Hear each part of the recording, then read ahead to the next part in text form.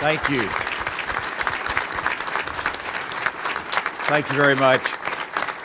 Thank you, Bill, for the introduction. I really wanted, after you made your remarks, I just wanted to leave because I can't top that. So thank you. I also wanted to express really admiration and appreciation for the support that you gave your officers and the community of Fort Smith after the loss of Corporal Bill Cooper.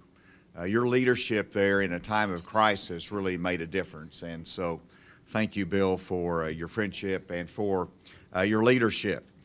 To President Judy Beth Hutchinson, my long-lost cousin, thank you for your leadership, for the association. It is good to see you again, and of course, when I look at Judy Beth coming from Arkadelphia, I think about Sun Paper. And it's interesting whenever, you know, Sun Paper's committed to make a $1 billion investment in Clark County. It's a lot of money. And yesterday they announced who their environmental consultant is going to be, so they're moving forward with the project. And then I was meeting with a healthcare company who said they decided to locate in Arkadelphia because of that expansion. And so good things happen. And good things are happening all across this state. And you're a big part of it. I think back as when I grew up in Gravette, I lived out on a farm half-mile down a dirt road. The most important person to my dad living on the farm was the county judge because he controlled the road grader. And I learned that as a young boy growing up on the farm, the importance of county government. And then after I got out of law school and education helped me in life, I started practicing law with J.L. Jim Hendren, who's now a federal judge. But I started reading abstracts, and he says, if you want to learn to practice law, go to the courthouse and meet with the county clerk and the circuit clerk, you know, the assessor, understand how that courthouse works. And so you trained me in the style of law that I think is important, and you showed how you treat people every day. And so what you do for our county governments, what you do for the citizens of the state, make a difference. Your leadership makes a difference. And I just finished, not finished, I'm about halfway through my computer coding tour through Arkansas high schools. And let me tell you, if you want to be rejuvenated in public service, just go to your high schools. They just excite you about the future, their interest in learning, what they represent to the future. And so I've been to Manila, Benton, Bryant, Spring Hill, and I'll be going to Helena, West Helena, Marville, and then a few other schools, total about 9 or 10 high schools that I'll be going to. Manila, just tell you a quick story. Anybody from Mississippi County here? Surely. Manila, first of all, they had, I think it was 9 students last year. This year they have over 50 students taking computer science. Last year they had 2 of their graduates go on to college for computer science degrees. And the key is a teacher who is a French teacher in Manila. And this French teacher saw me after I got elected and said, if it's important to you, it's important to the state to have computer science in the schools. I'm a French teacher. I don't know anything about computer coding, but I figure it's just like a language, like anything else, and I'll learn it. And so this French teacher learned coding and is now teaching and inspiring students. That's the dedication of teachers. And then in Manila, they not only had their 50 students that are taking computer science, but they had all of their student body, including their quarterback and their athletes, taking the hour of code. So as I went there to Manila, all the students were doing their coding. Exciting to see that, because this gives us an opportunity not only to lead in agriculture in Arkansas, to be a leader in industry, and we're bringing industry to our state, a leader in retail because of Walmart, Dillard's, all of our great retail stores. All of this makes us a balanced economy. And with tourism as our number 2 industry, you see other states declining in terms of their economy, and we're going strong.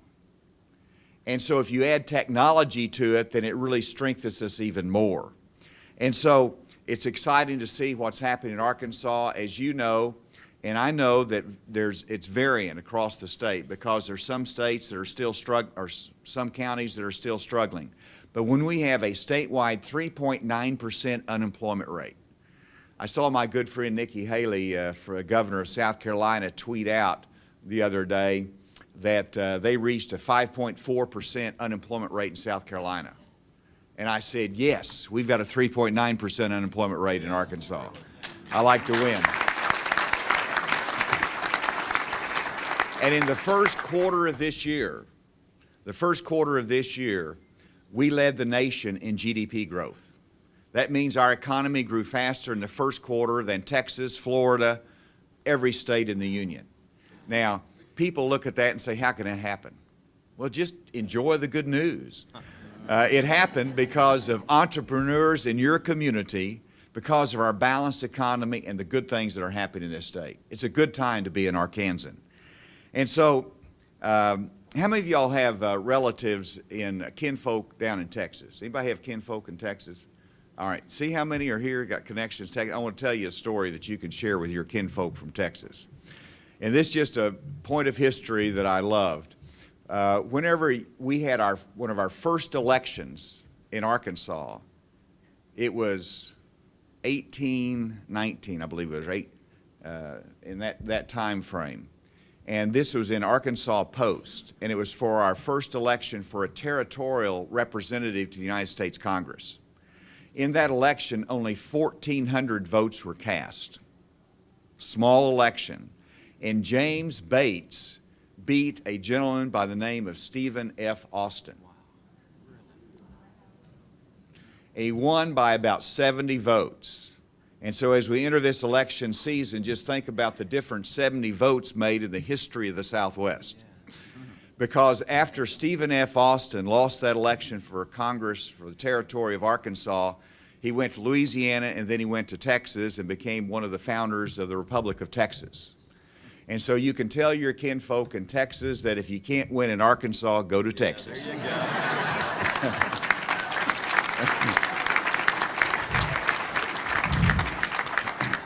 I did want to recognize a couple of my administration folks that are here today. Jay Winters with ACIC, Jamie Cook, Alita, Shelby Johnson, GIS, and Bear Chaney with the Assessment Coordination Division. I think they do a great job for us in helping with counties.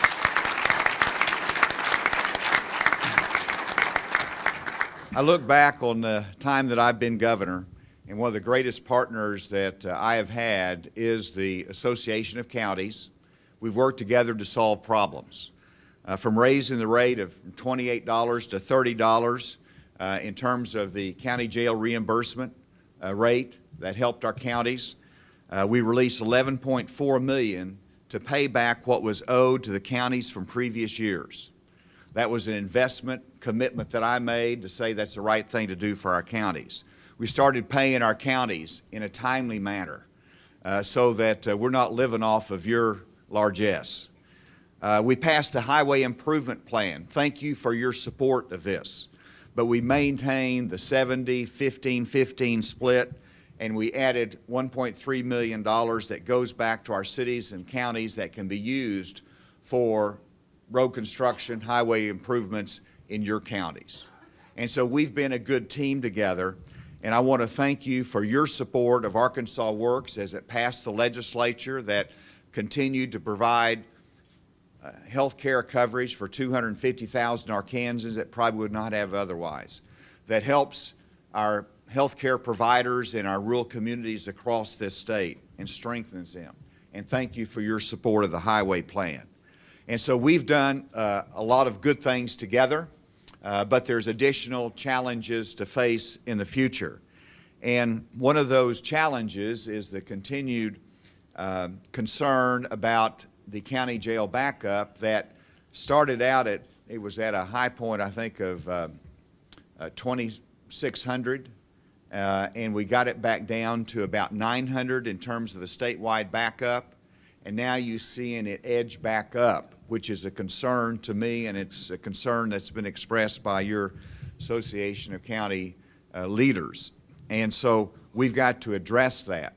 Right now, we're awaiting a final report from the Council of State Governments that's looking at why Arkansas really has not reversed its trend of increasing prison population in this state. Are we incarcerating the right people? Can we make improvements? What can we do to make sure that we keep the right people incarcerated that pose a risk to our society, have adequate punishment, but at the same time does not bankrupt our state in terms of excessive and unnecessary costs and incarceration? And so we're waiting for that report, and I want to applaud again your leadership, because we've had a meeting, we've discussed different elements of that report. I think we can work together on trying to come up with solutions that will help solve the prison overcrowding problem that we have in our state. One of the aspects of that is what we see in terms of mental health. And just to give you a picture of it, the sheriffs understand this closely. Sheriff Hollenbach works on it and really have some model programs in Sebastian County. But right now, our criminal justice system has become our state's largest mental health provider. And our criminal justice system is not equipped nor funded for serving as mental health treatment providers. And so we've got to make some changes in it. Right now, you have a local police officer that will see someone on the street that, if they were trained properly, may be able to identify that individual, as someone suffering from a mental health illness. And that even though they can be arrested for loitering, they can be arrested for some other criminal offense and put into the county jail, which is what's happening many times now, because they have no other option. They either could be a risk to themselves or risk to others. But a properly trained officer can say, this individual really needs to get back on their meds. This individual needs some mental health support more than they need to be incarcerated and go through the criminal justice system. And so I support providing our local officers with crisis intervention training that is needed to recognize a mental health issue before the situation escalates. This is something that has been recommended by your association, that is being looked at by the Council of State Governments, and of course that training would be provided by Jamie Cook at Alita, and there's going to be some expense involved in that, fairly modest, but it's necessary, and it's an important first step to support you and the counties in terms of dealing with the mental health issue. And then the challenge is, well, once you identify it, then they've got to have some place to put them. And we're looking at crisis stabilization centers in various parts of Arkansas that can work in a region concept in partnership with the different counties that can provide the emergency response in terms of mental health. There is a cost to this, and we've got to be able to measure the cost. We haven't got the price tag yet on some of these items, and so as to how far we can go in these stabilization centers and investing in improved mental health remains to be seen. But let's start with the crisis intervention training for our police officers. Then let's see what next step we can afford in terms of improving our response to the mental health crisis that we really see across the state. But the counties are leading in this effort, and I applaud you for it.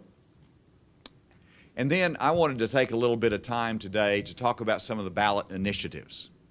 I hope that's of interest to you. And you have your own opinion. I thought I'd give you my opinion today. And so let me go through some of the ballot initiatives that are going to be on there, and then I'm going to conclude, and I'll turn it open for questions that you might have. The first, there's three referred measures from the legislature. The first one is the 4-year terms for county officials. Does anybody care about that?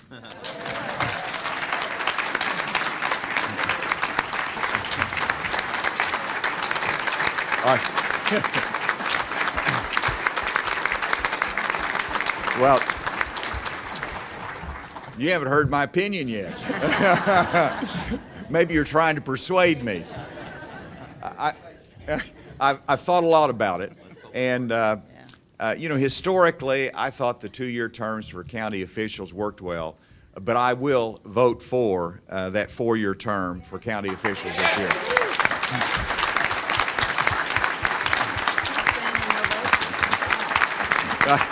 I got more to cover.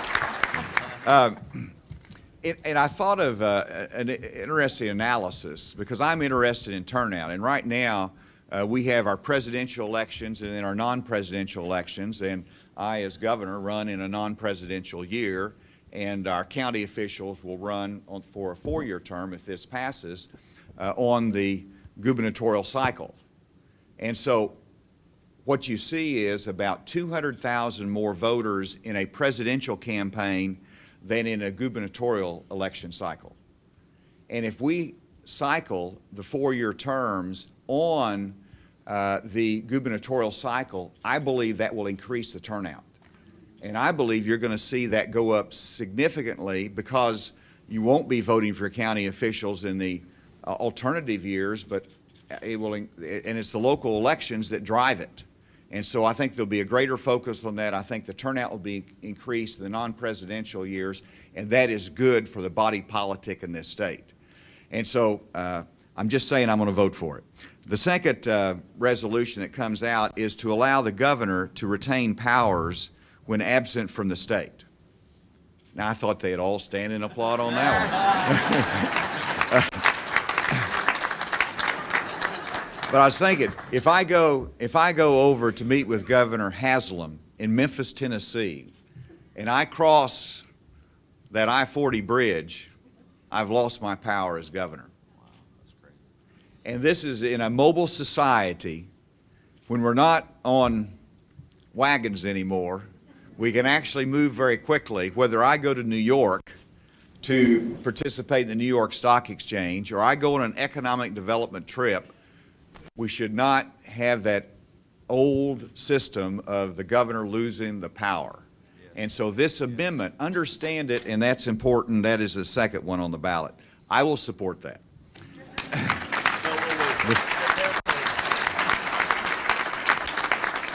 The third amendment is, I call it an economic development amendment that I do believe is important. It really covers two things.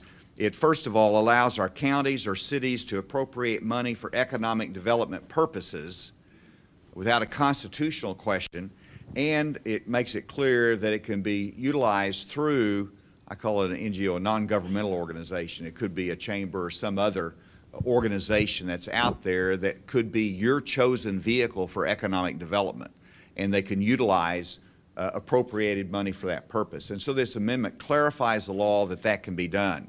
The second part of it is that it removes that 5% limitation of state general revenues for Amendment 82 bonds. Let me make this real clear that we had Big River Steel as an Amendment 82 bond, and if we had got the Lockheed Martin project, we would have gone right up against that cap of the 5% limitation.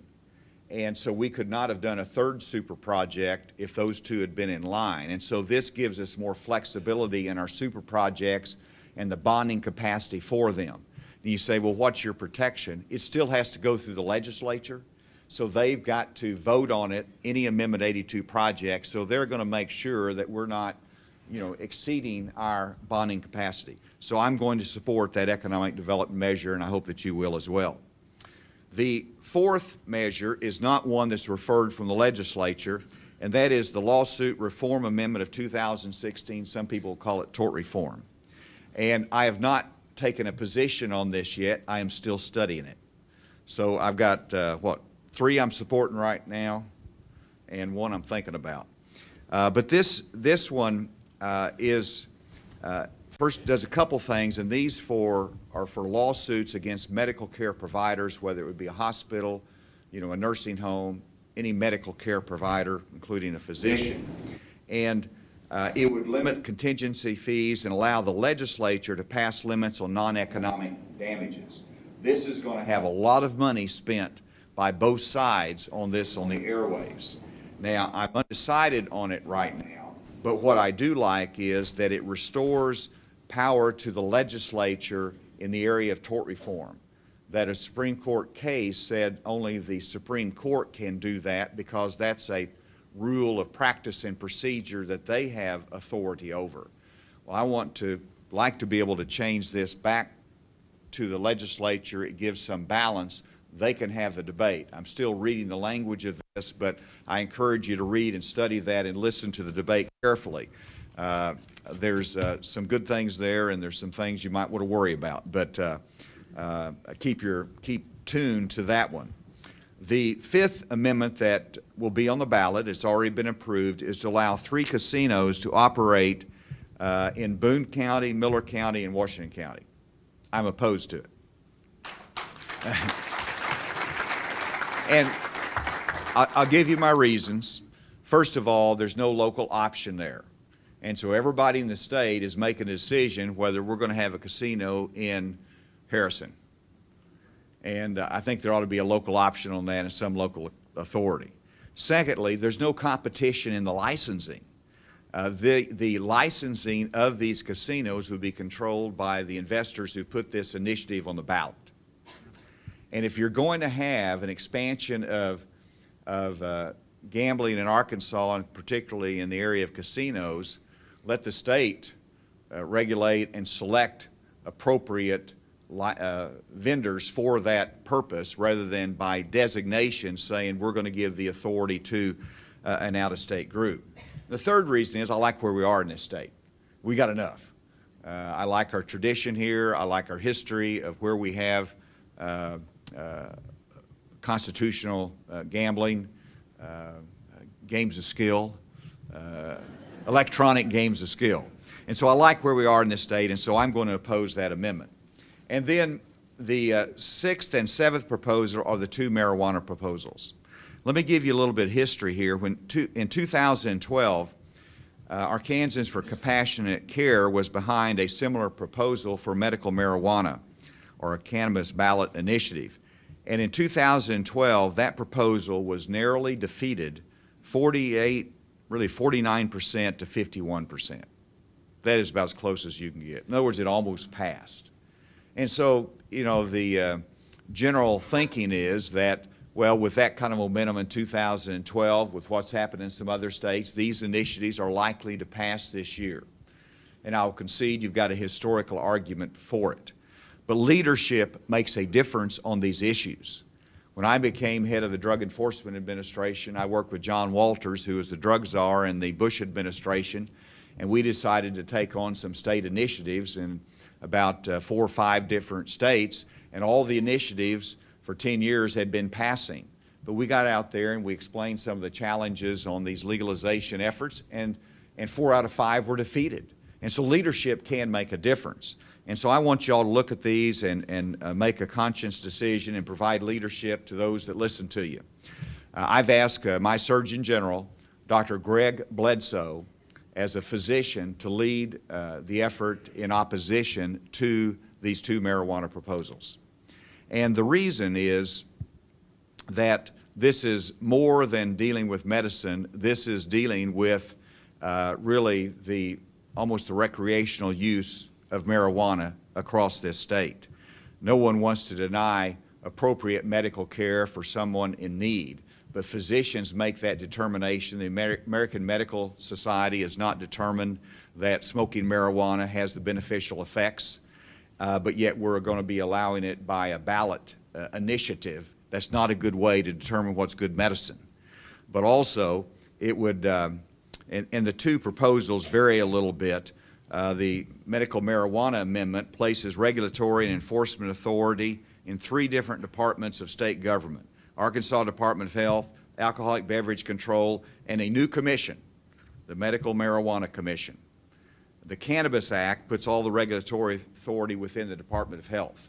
It is going to be a consuming, and as someone said, nightmarish enterprise to pass the laws, to regulate this, and for our state not to be consumed by it. One of the big debates is, if you're going to have a medical marijuana initiative, what's the source of supply? because you remember under federal law it's still illegal. And they've winked right now for Colorado, but maybe they'll stop winking someday.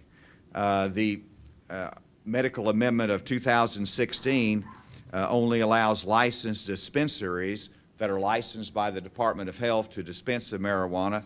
The other initiative allows qualified patients to grow their own if they're 20 miles from a cannabis care center. And so you can imagine the enforcement issues, the regulatory issues that are involved in this. And I do not see any tax boon to the state. I see more of a tax drain to the state. I will be opposing these two marijuana initiatives.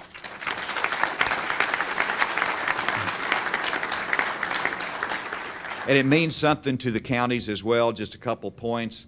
Employers and landlords will not be able to discriminate against marijuana users under this proposal. So if it's lawful, then the landlord's going to have to take whoever comes, whether they grow their own or not.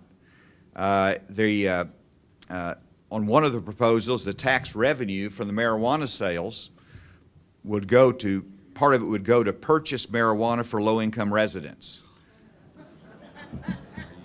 And so we're going to have a subsidizing program under one of the proposals. Parents can sign a form to allow their children to get medical marijuana. You say no parent would do that, but we know better. And in the initiative, there's a grow your own provision for individuals who live, as I said, more than 20 miles from a dispensary. And so I don't think this is good for our counties. I hope that you all will look at that carefully and join in the opposition to it. And so that's a little bit where I am on those proposals. I thought that might be interesting and timely as we enter into the election season. Let me come back to our counties. I was thinking as I came here, you know, what county official do I really admire that's really set an example of service? And as I came in, I saw Mary Lou Slinkard. Mary Lou Slinkard was county clerk for 28 years, I believe it was. And then she got elected to the legislature and was termed out as a legislature. And now Mary Lou Slinkard serves on the Quorum Court. So I think that's a great example of service.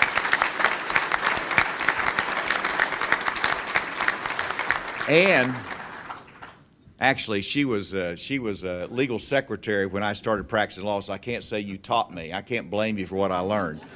But soon after that, she was over there. But again, let me conclude by just saying thank you for what you do, your leadership and your partnership to us. I hope that you can tell from my tone that I've never been more excited about the opportunities for the state of Arkansas. We're growing economically. We're working hard to market this state.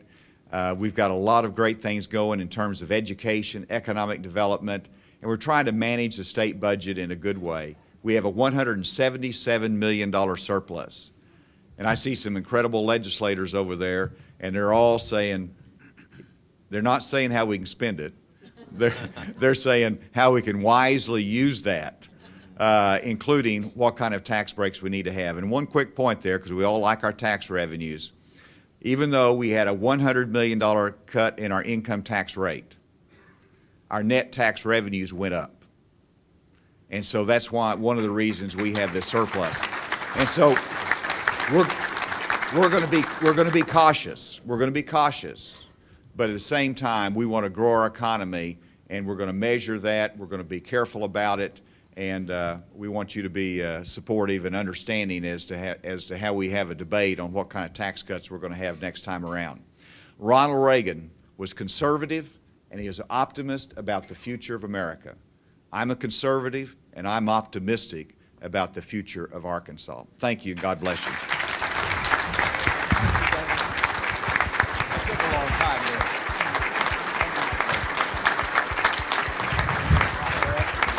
Thank you, Governor. We always appreciate you being here, and we hope you come back.